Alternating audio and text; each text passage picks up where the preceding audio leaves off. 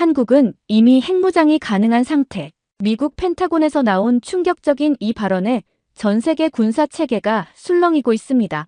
무슨 일인지 알아보러 가시죠. 저는 엘레나 카터입니다. 38살이에요. 워싱턴 DC 근교의 작은 아파트에서 혼자 살고 있습니다. 매일 아침이 똑같아요. 6시에 눈을 뜨면 천장을 5분간 바라보죠. 일어나기 싫지만 어쩔 수 없이 몸을 일으켜 세웁니다. 부엌에서 커피를 내리는 동안 바깥 풍경을 멍하니 바라봐요. 가을 단풍이 지고 있었습니다.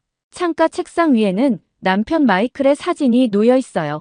해군 소령 제복을 입고 활짝 웃고 있는 모습이죠. 3년 전 북한 근해에서 실종됐습니다. 공식 보고서에는 정체불명 잠수함의 공격을 받았다고 적혀 있었어요. 하지만 구체적인 내용은 기밀이라며 알려주지 않았습니다. 그 사진을 보면서 커피를 마시는 게 제 아침 일과예요. 오늘도 마찬가지였죠. 마이클을 보며 속으로 중얼거렸습니다. 마이클, 넌 정말 어디서 뭘 하고 있었던 거야? 전 원래 국방고등연구기획국 DARPA에서 핵잠수함 음향 설계를 담당했었어요. 15년간 미 해군의 핵심 기술 개발에 참여했었죠. 하지만 마이클이 사라진 후 모든 게 무너져 내렸습니다. 집중할 수가 없었어요. 결국 사표를 냈죠. 지금은 민간 군수기술 기업에서 자문관 일을 하고 있습니다. 집에서 보고서를 검토하고 의견서를 쓰는 일이에요. 돈벌이는 되지만 보람은 없었죠. 책상 위에 놓인 우편물 중에 두꺼운 봉투 하나가 눈에 띄었습니다. 3일 전부터 그곳에 있었는데 열어볼 엄두가 나지 않았어요. 발신자가 한국해군기술연구소였거든요. 또 잠수함 관련 일이구나 싶어서 미뤄뒀죠. 하지만 오늘은 달랐습니다. 뭔가 마이클이 저를 재촉하는 것 같았어요. 봉투를 뜯었습니다. 첫 장에 적힌 제목이 충격적이었어요. 한국형 핵추진 잠수함 SLBM 대응체계 검증 자문 요청. 저도 모르게 헛웃음이 나왔습니다. 핵무기 없는 핵잠수함이라니요? 15년간 이 분야에서 일해본 저로서는 말도 안 되는 소리였어요. 핵잠수함을 만들 기술이 있으면서 핵무기는 만들지 않는다고요? 하지만 자료를 읽어보니 이상했습니다. 기술 사양이 너무 구체적이고 정확했어요. 허풍이나 과장으로 보이지 않았거든요. 원자로 출력 83메가와트, 전홍축, 우라늄 사용, IAEA 전기 사찰 허용 체계 구축 완료. 이런 수치들이 빽빽히 적혀 있었습니다. 그리고 가장 놀라운 건 SLBM 대응 킬체인 시스템이었어요. 잠수함 발사 탄도 미사일을 요격하는 기술인데 이건 미국도 완전히 확립하지 못한 분야거든요. 설마 한국이 정말로? 그때 핸드폰이 울렸습니다. 톰 워커였어요. DARPA 시절 동료였는데 지금은 CIA에서 일하고 있죠. 오랜만이네, 엘레나. 혹시 시간 있으면 만날 수 있을까? 중요한 얘기가 있어서. 1시간 후 포토맥 강변 카페에서 만났습니다. 톰은 평소보다 진지한 표정이었어요. 한국에서 자문 요청 받았다며 우리 쪽에서도 관심 있게 지켜보고 있거든. 한국이 정말로 핵잠수함을 만들었는지 확인이 필요해. 톰의 말에 의하면 CIA도 한국의 기술력을 의심스럽게 보고 있다는 거였어요. 동맹국이 미국 허락 없이 그런 전략 무기를 개발했다면 문제가 될 수 있다는 겁니다. 가서 직접 확인해봐. 기술이 진짜인지, 그리고 가능하면 내부 자료를 좀 확보해달라. 첩보 활동 같은 건 싫다고 했더니 톰은 고개를 저었어요. 공식 자문 활동의 연장선이라고 했습니다. 그냥 기술 평가만 하면 된다고 하더군요. 집에 돌아와서 하루 종일 고민했습니다. 한국에 가야 할까요? 아니면 거절해야 할까요? 저녁 때 마이클 사진을 다시 바라봤어요. 그가 실종된 바다가 북한 근해였다는 게 계속 머릿속에 맴돌았습니다. 혹시 한국의 새로운 기술과 관련이 있을까요? 마이클이 그곳에서 무엇을 보았던 걸까요? 마이클, 내가 사라진 이유를 알고 싶어. 저는 결심했습니다. 한국에 가보기로 했어요. 기술 자문이든 뭐든 상관없었죠. 마이클과 관련된 단서를 찾을 수 있다면요. 한국행을 결심한 다음 날, 이상한 일들이 연달아 일어났습니다. 아침 7시에 현관벨이 울렸어요. 택배기사가 서류 봉투를 건네주더군요. 발신자란이 비어 있었습니다. 봉투 안에는 항공편 예약 확인서와 신용카드가 들어있었어요. 한도액이 5만 달러였죠. 누가 보낸 건지 알 수 없었지만 톰의 냄새가 났습니다. CIA가 제 한국행을 적극적으로 밀어주고 있다는 뜻이에요. 하지만 왜 이렇게 서두르는 걸까요? 점심때 톰에게 전화를 걸었습니다. 이게 뭐야? 왜 이렇게 급하게 보내려고 하는 거지? 톰의 목소리에 긴장감이 섞여 있었어요. 엘레나, 상황이 좀 복잡해졌어. 북한이 새로운 잠수함을 실전 배치했다는 정보가 들어왔거든. 김근옥함이라고 불리는 놈인데 성능이 장난 아니라고 해. 김근옥함이요? 저는 그 이름을 처음 들어봤어요. 그 잠수함이 3년 전 내 남편을 공격했을 가능성이 높아. 그리고 지금 한국 근해에서 계속 활동하고 있다고 해. 마이클 이야기가 나오자 가슴이 두근거렸습니다. 정말 그 잠수함이 마이클을 공격했던 건가요? 그래서 한국의 대응 능력을 파악해야 해. 만약 한국이 정말로 그런 기술을 가지고 있다면 우리한테도 도움이 될 수 있어. 하지만 뭔가 이상했어요. 톰의 말에는 빠진 부분이 있는 것 같았습니다. 혹시 다른 이유도 있는 거 아니야? 톰이 잠시 침묵했습니다. 사실은 한국 기술이 우리보다 앞설 수도 있다는 분석이 나왔어. 특히 SLBM 대응 분야에서 말이야. 만약 그게 사실이라면 이제 진짜 이유가 나왔네요. 미국이 한국 기술을 견제하면서도 탐내고 있다는 거였어요. 너는 그 분야 최고 전문가잖아. 가서 정확히 평가해줘. 그리고 가능하면 핵심 기술 자료를 확보해달라. 첩보 활동은 싫다고 다시 한번 말했습니다. 하지만 톰은 끝까지 부인했어요. 단순한 기술 자문이라고 했죠. 전화를 끊고 나서 복잡한 기분이었습니다. 한국에 가는 이유가 점점 많아지고 있었어요. 마이클의 진실, 한국의 기술, 그리고 CIA의 의도까지. 그날 밤 마이클의 개인 물품을 정리하다가 이상한 걸 발견했어요. 작은 수첩이었는데 마지막 페이지에 한글로 뭔가 적혀 있었습니다. 거제도 해군기지. 제가 아는 한글은 많지 않지만 그 정도는 읽을 수 있었어요. 거제도라니요? 그곳이 바로 한국해군기술연구소가 있는 곳이었습니다. 마이클이 왜 거제도를 메모해뒀을까요?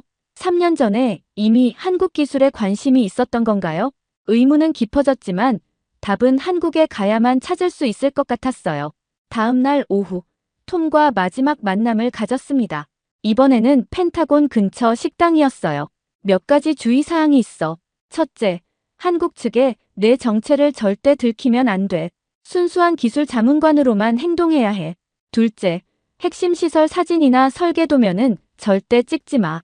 대신 머릿속으로 기억해뒀다가 나중에 보고서로 작성해. 셋째, 만약 위험한 상황이 생기면 즉시 철수해. 톰의 말을 들으면서 이게 정말 단순한 자문 활동인지 의심스러워졌어요. 그런데 마지막에 톰이 충격적인 말을 했습니다. 참, 하나 더. 내 남편 마이클의 실종 사건. 공식 기록과 다른 부분이 있어. 뭐라고요? 마이클은 단순한 정찰 임무가 아니라 특별한 미션을 수행하고 있었어. 한국 근해에서 북한 잠수함의 새로운 기술을 확인하는 임무였거든. 그제야 모든 퍼즐이 맞춰지기 시작했어요. 마이클의 거제도 메모, 북한 잠수함, 그리고 지금 제가 받은 한국 자문 요청까지. 혹시 마이클도 지금 제가 하려는 일과 비슷한 걸 했던 건가요? 비슷하지만 달라. 마이클은 북한 기술을 조사하러 갔지만 넌 한국 기술을 조사하러 가는 거야.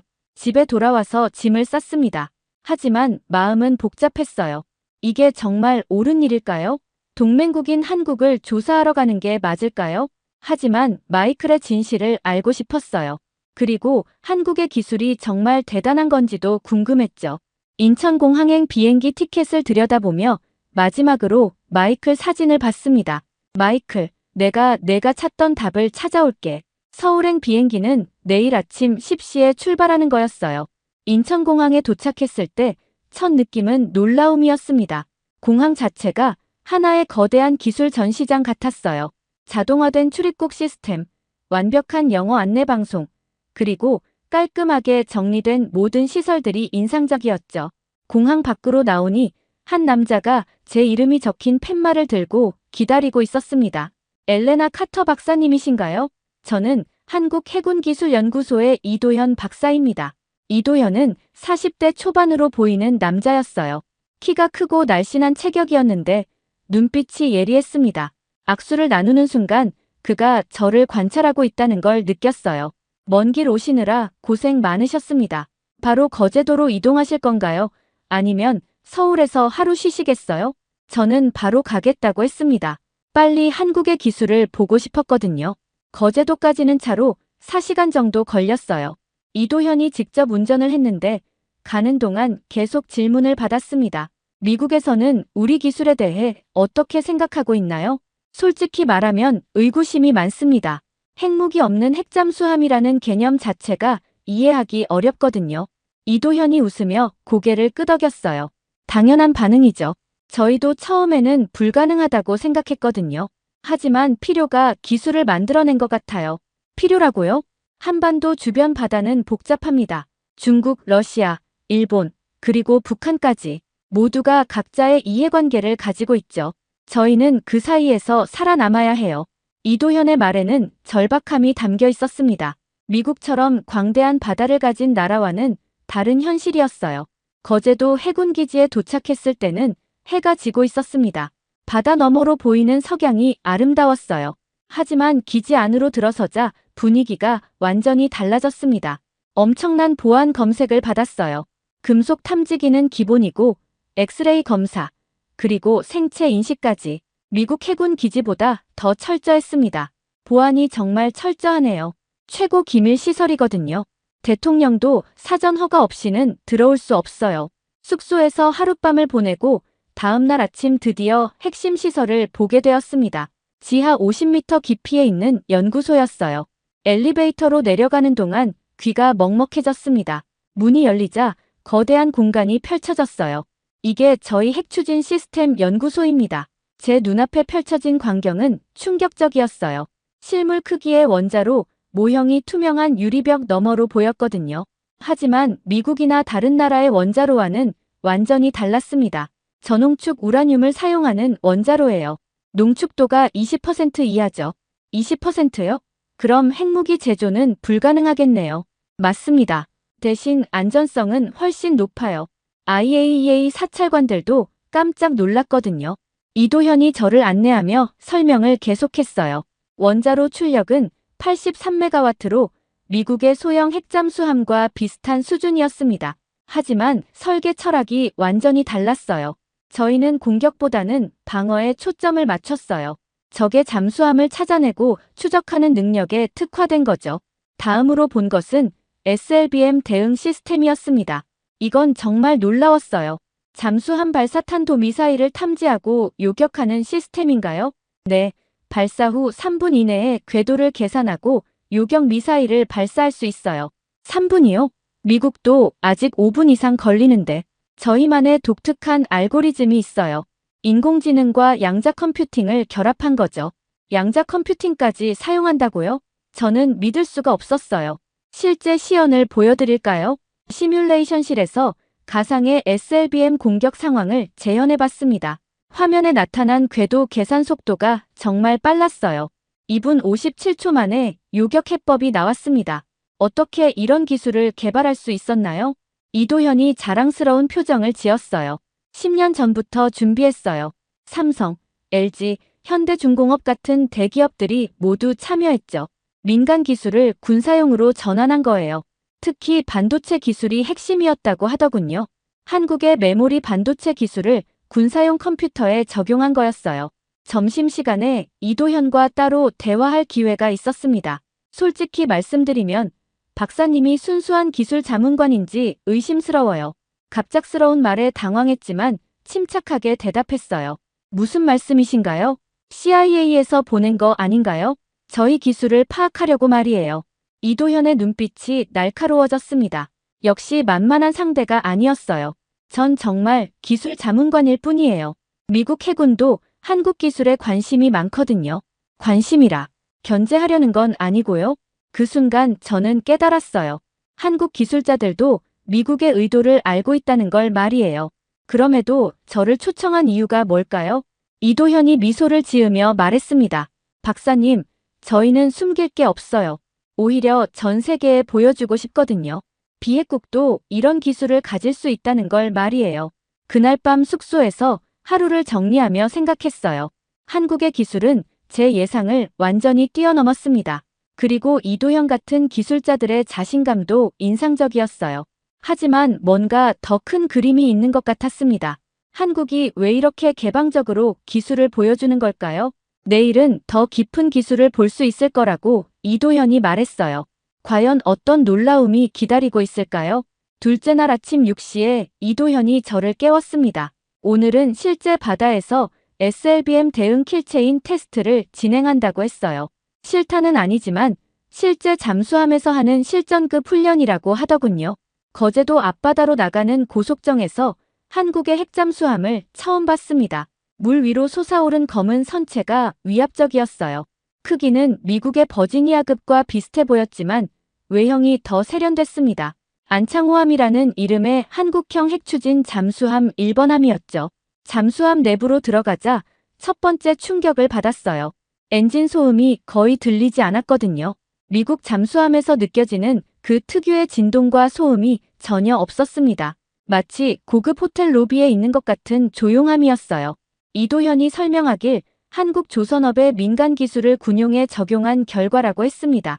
삼성중공업과 현대중공업에서 개발한 소음 차단 기술이 핵심이었다고 하더군요. 함장이 저를 작전실로 안내했습니다. 40대 후반의 베테랑 해군 대령이었는데 눈빛이 예리했어요. 오늘 테스트는 북한의 김근옥함을 가정한 시나리오라고 했습니다. 김근옥함이라는 이름을 들으니 마이클 생각이 났어요. 3년 전 이 해역에서 미군 함정을 공격한 바로 그 잠수함이라고 했거든요. 함장은 당시 미군 소령 한 명이 실종됐다는 사실도 알고 있었습니다.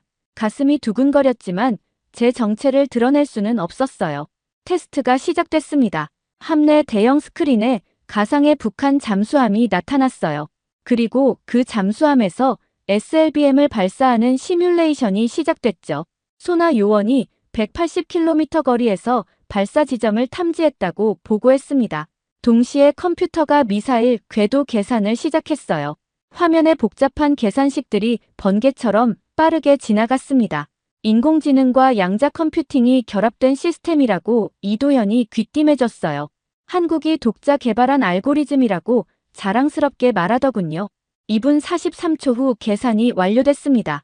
어제 시뮬레이션보다 14초나 단축된 시간이었어요. 가상의 요격 미사일이 발사되고 화면에서 북한 미사일과 충돌하는 장면이 나타났습니다. 요격 성공이었습니다. 함내에 박수가 터져 나왔어요. 저도 모르게 감탄했습니다. 미국도 이 정도 속도는 못 내거든요. 보통 5분 이상 걸리는 작업을 3분 이내에 해낸 거였어요. 함장이 더 놀라운 말을 했습니다. 이 기술은 3년 전부터 실전에 적용되고 있다고 했어요. 김근옥함의 움직임을 계속 추적하고 있다는 거였죠. 그렇다면 마이클의 실종 사건도 한국이 상세히 알고 있다는 뜻이었습니다. 테스트가 끝나고 육지로 돌아오는 길에 이도현이 충격적인 말을 했어요. 제 남편이 마이클 존슨 소령이라는 걸 처음부터 알고 있었다는 거였습니다. 한국 측에서 제가 오기 전에 미리 조사했다고 하더군요. 하지만 그래서 더 초청한 거라고 했어요. 제가야말로 한국 기술을 제대로 평가할 수 있는 사람이라면서요. 그날 오후에는 민간 기업들의 기술 현장을 견학했습니다. 현대중공업의 정밀 제어 밸브 공장, 삼성의 군용 반도체 생산 라인, LG의 첨단 소나 시스템 연구소까지 모든 핵심 부품이 순수 국산 기술이었어요. 외국 기술에 의존하면 언제든 제재를 받을 수 있다는 게 한국의 철학이었습니다. 완전한 기술 독립을 목표로 한다는 거죠. 그 말을 들으니 한국의 절박함이 이해됐어요. 작은 나라가 강대국들 사이에서 살아남기 위한 필사적인 노력이었습니다. 저녁에 호텔로 돌아와서 톰에게 보고 전화를 걸었습니다. 한국 기술이 예상보다 훨씬 뛰어나다고 말했어요. 특히 SLBM 대응 기술은 미국을 앞선 것 같다고 했죠. 톰이 놀라는 소리가 들렸습니다. 미국이 5분도 못하는 작업을 한국이 3분 이내에 해낸다니 믿기 어렵다는 반응이었어요. 민간 기업들의 첨단 기술을 모두 결합한 결과라고 설명했습니다. 그리고 무엇보다 절박함이 다르다고 했어요. 한반도는 사방이 적국이니까 생존을 위해서라면 뭐든 할 수밖에 없는 상황이라고요. 톰이 핵심 자료 확보는 어떻게 되고 있냐고 물었습니다. 아직 구체적인 자료는 못 얻었지만 더 중요한 걸 깨달았다고 대답했어요. 한국은 이 기술을 숨기려는 게 아니라 오히려 전 세계에 보여주려 한다는 거였습니다. 한국의 능력을 알리고 싶어 한다는 느낌이었어요. 전화를 끊고 창밖을 바라봤습니다. 거제도 앞바다가 어둠 속에 잠겨 있었어요. 저 바다 어딘가에서 마이클이 사라졌고 지금도 김근옥함이 은밀히 활동하고 있을 거라는 생각이 들었습니다. 하지만 이제 한국의 기술이 그런 위협에 충분히 맞설 수 있다는 걸 확인했어요. 어쩌면 미국보다도 더 뛰어날지도 모르겠습니다. 내일은 나토 관계자들과의 회의가 예정되어 있다고 이도현이 말했어요. 한국 기술의 유럽 진출에 대한 논의라고 하더군요. 과연 어떤 이야기들이 오갈까요? 셋째 날 새벽 5시에 급하게 깨어났습니다. 호텔 밖에서 사이렌 소리가 울려 퍼지고 있었어요. 창밖을 내다보니 거제도 기지 전체가 비상등으로 번쩍이고 있었습니다. 이도현이 급하게 제 방문을 두드렸어요. 얼굴이 창백해 보였습니다. 북한이 김근옥함을 실전 배치했다는 정보가 들어왔다고 했어요. 지금 이 순간에도 한국 근해를 항해하고 있을 가능성이 높다는 거였죠. 한국군 전체가 비상경계 태세에 들어갔다고 하더군요. 급하게 옷을 입고 기지로 향했습니다. 평소보다 훨씬 많은 군인들이 바쁘게 움직이고 있었어요. 긴장감이 공기 중에 팽팽하게 느껴졌습니다. 작전 상황실에 들어가니 거대한 스크린에 한반도 주변 해역 지도가 펼쳐져 있었어요.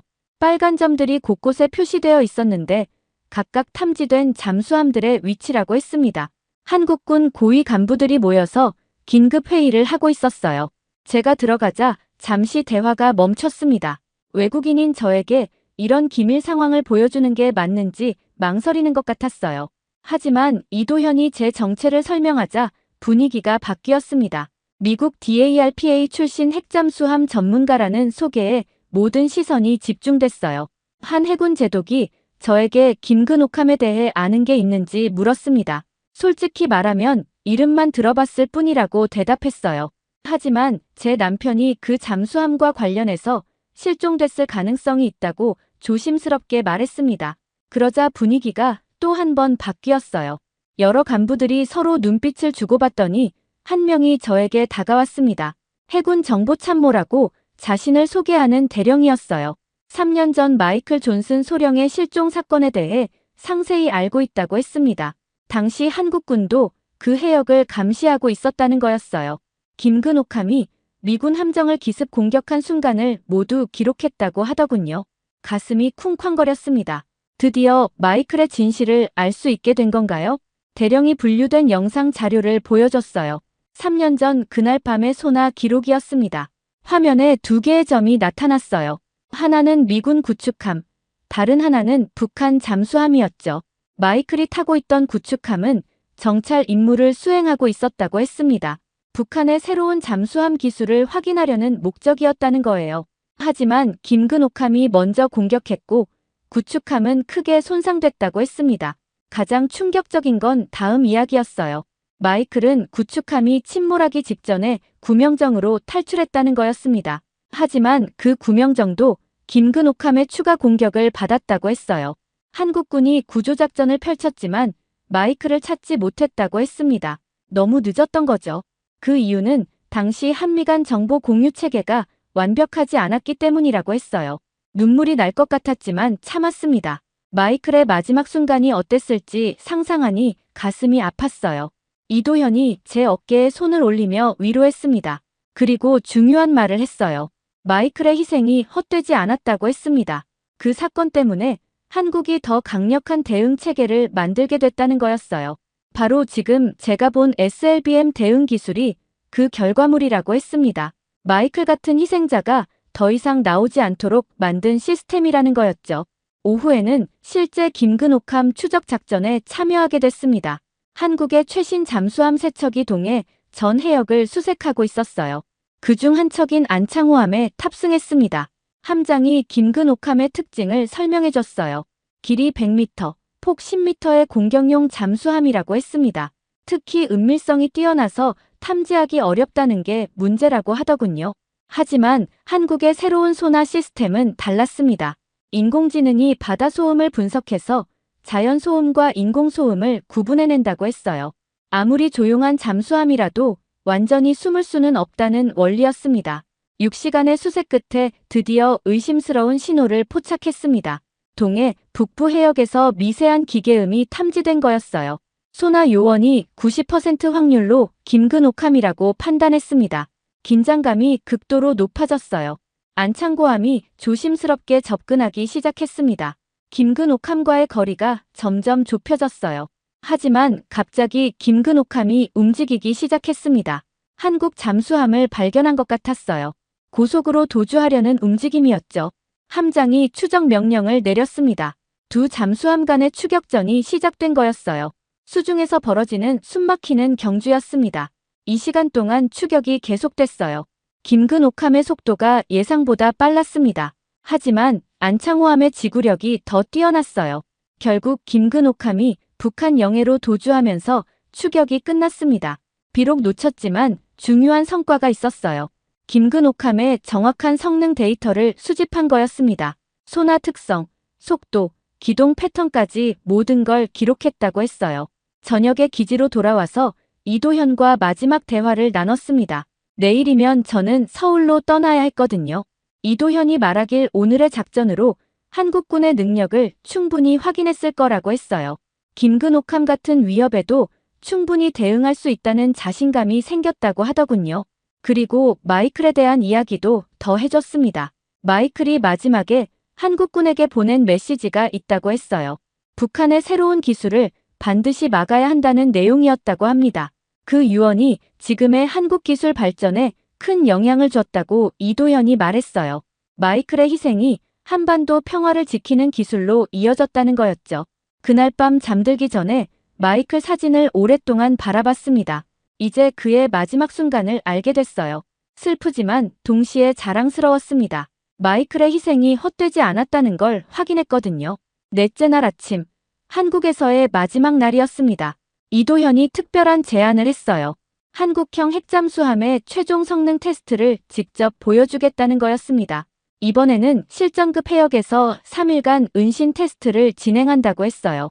안창호함이 적군의 모든 탐지망을 피해 숨어 있을 수 있는지 확인하는 실험이었습니다. 미군과 일본 해상자위대, 그리고 중국군이 모두 참여하는 합동수색 훈련이라고 하더군요. 물론 그들은 이게 실제 테스트인 줄 모른다고 했습니다. 단순한 국제훈련으로만 알고 있다는 거였죠. 새벽 4시에 안창호함이 부산항을 출발했습니다. 저도 함께 탑승했어요. 3일간 바닷속에서 지내게 될 거라는 생각에 설렘과 긴장이 교차했습니다. 함장이 작전 계획을 설명해줬어요. 대한해협을 통과해서 동중국해로 이동한 후 48시간 동안 완전히 자취를 감춘다는 거였습니다. 그동안 미군 칠함대와 일본 해상자위대가 총력을 다해 수색할 예정이라고 했어요. 잠수함이 수심 200m까지 잠항하자 완전한 정적이 찾아왔습니다. 엔진 소음이 거의 들리지 않았어요. 마치 바닷속 도서관에 있는 것 같은 고요함이었습니다. 첫 번째 위기는 6시간 후에 찾아왔어요. 미군 P-8 대잠 초계기가 상공을 지나갔습니다. 소나부이를 투하해서 바닷속을 탐지하기 시작했어요. 소나 요원이 긴장한 목소리로 보고했습니다. 미군 소나부이가 정확히 안창호함 위치를 스캔하고 있다는 거였어요. 발각될 위험이 높았습니다. 하지만 안창호함의 소음 차단 기술이 위력을 발휘했습니다. 함체 외부를 감싼 특수 코팅제가 소나파를 흡수해버린 거였어요.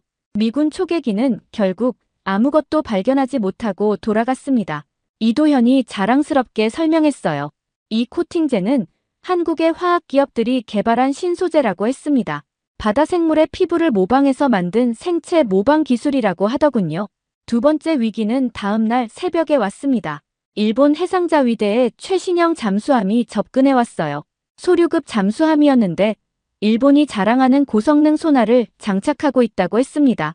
양쪽 잠수함 사이의 거리가 2km까지 좁혀졌어요. 함내 긴장감이 극도로 높아졌습니다. 모든 승조원이 숨을 죽이고 있었어요. 하지만 안창호함에는 비밀 무기가 있었습니다. 적 소나를 역으로 교란하는 시스템이었어요. 상대방의 소나파를 분석해서 가짜 신호를 보내는 기술이었습니다. 일본 잠수함의 소나에는 안창호함이 전혀 다른 위치에 있는 것처럼 보였을 거예요. 결국 일본 잠수함도 빈손으로 돌아갔습니다. 가장 큰 시련은 마지막 날에 찾아왔어요.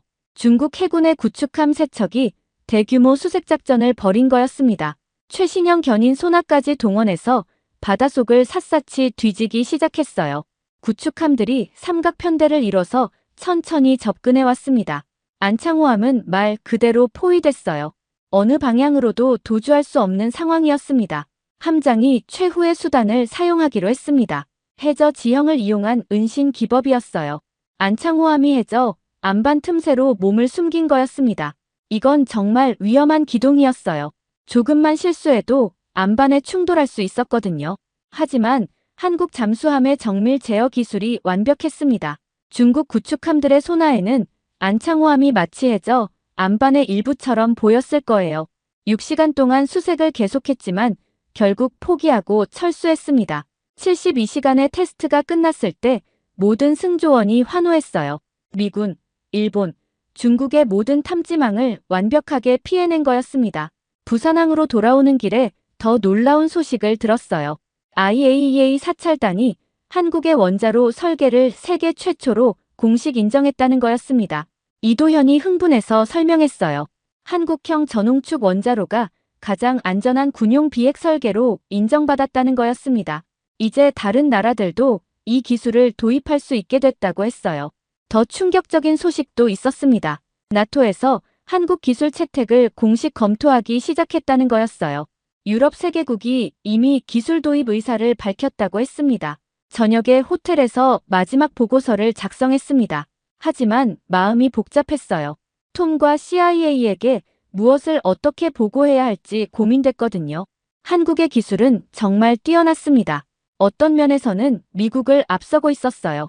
하지만 이걸 그대로 보고하면 한국이 견제받을 수도 있었습니다.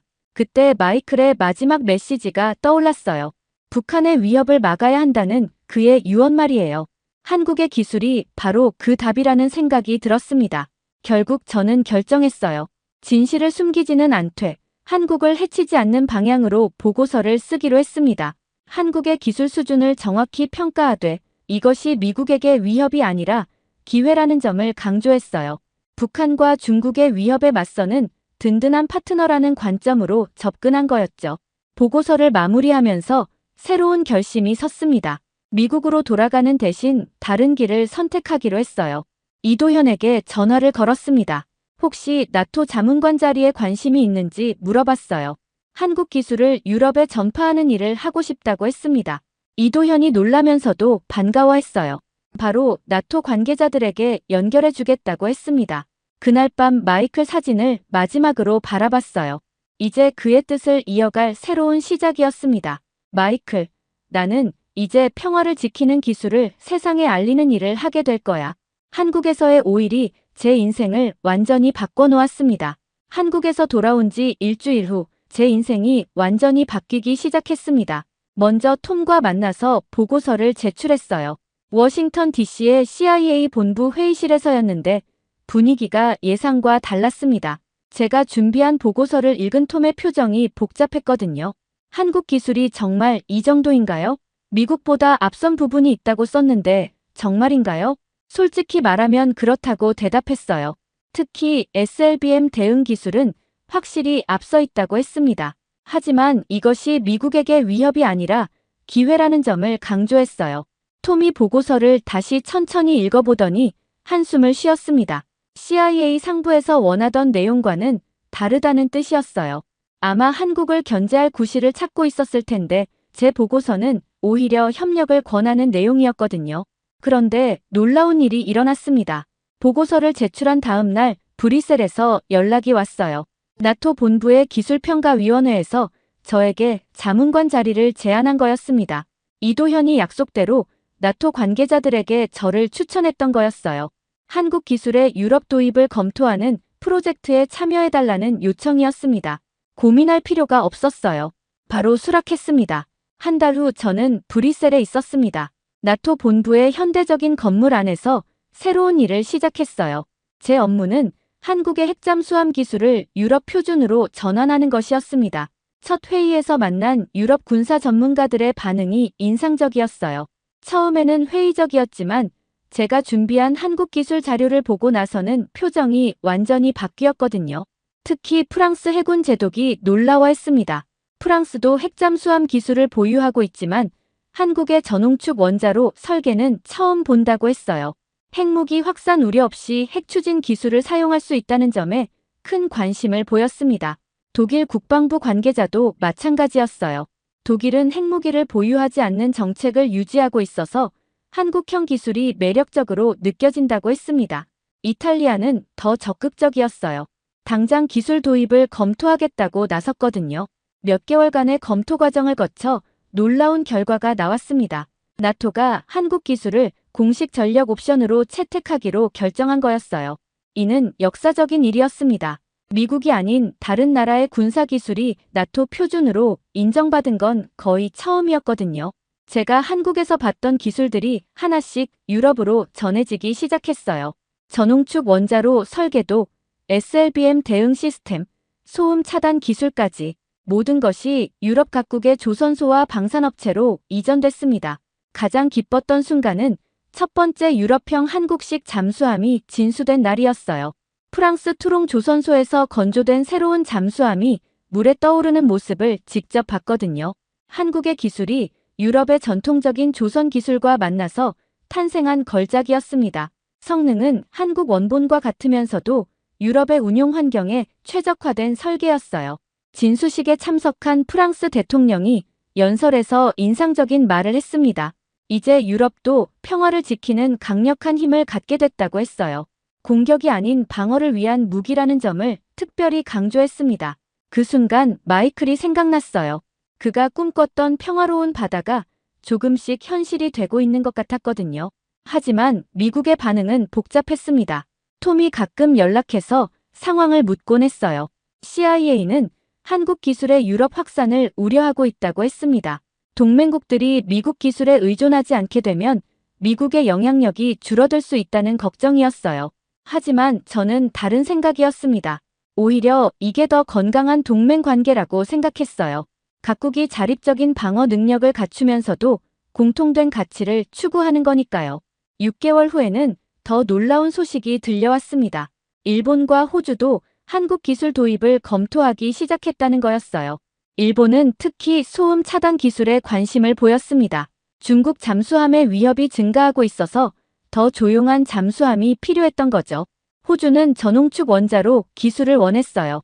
핵무기 확산 우려 없이 원자력 추진 잠수함을 운용할 수 있다는 장점 때문이었습니다. 아시아와 유럽, 그리고 오세아니아까지 한국의 기술이 전 세계로 퍼져나가고 있었어요. 그 과정에서 저는 중요한 역할을 맡게 됐습니다.